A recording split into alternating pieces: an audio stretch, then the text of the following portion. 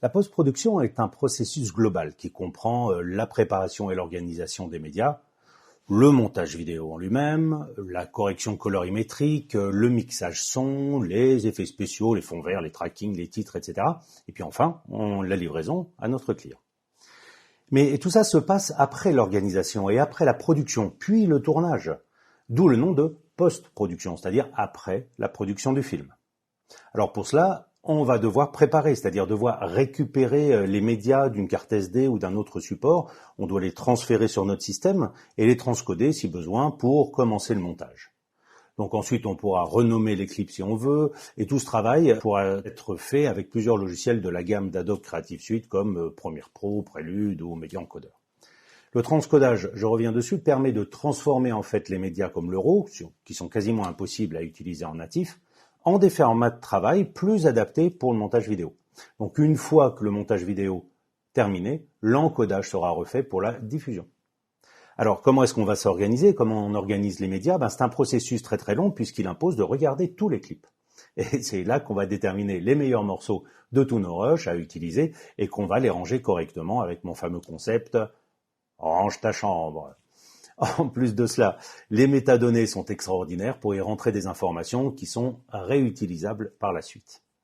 Alors le montage vidéo, au début du montage, ça risque d'être un vrai bazar puisqu'il y aura beaucoup d'essais, beaucoup d'erreurs, mais c'est ce qui va nous permettre de créer notre ours, c'est-à-dire de créer le scénario brut qui servira de ligne directrice pour le montage. Alors c'est génial parce que c'est la première étape où l'on verra se dessiner ce que sera notre film, mais il reste beaucoup de choses à faire. Même si cette première ébauche est un montage assez brut, si vous avez besoin de retour de personnes extérieures au projet, il faut essayer de rendre ce montage le plus propre possible pour leur permettre de rendre un avis le plus objectif possible sur le fond et non pas sur la forme. Quant à leur retour, pour avancer et finaliser le projet, il est important d'avoir le retour de ces gens qui ont visionné le film. Ces gens peuvent être des proches du film ou complètement indépendants. C'est peut-être aussi des professionnels. Et chaque avis compte et il est important pour la réalisation finale. C'est après tous ces retours et toutes ces réflexions que notre film pourra être finalisé. Et c'est seulement après encore cela que l'on pourra passer aux phases suivantes comme la correction colorimétrique, le mixage son, etc. Enfin, on exportera et on diffusera. C'est seulement après toutes ces étapes qu'on pourra le faire. Et on pourra le faire soit dans Premiere Pro ou grâce à Media Encoder sous forme de fichiers vidéo, de partage pour le web, de projection lors d'événements, mais pourquoi pas aussi de DVD, de Blu-ray ou beaucoup d'autres possibilités.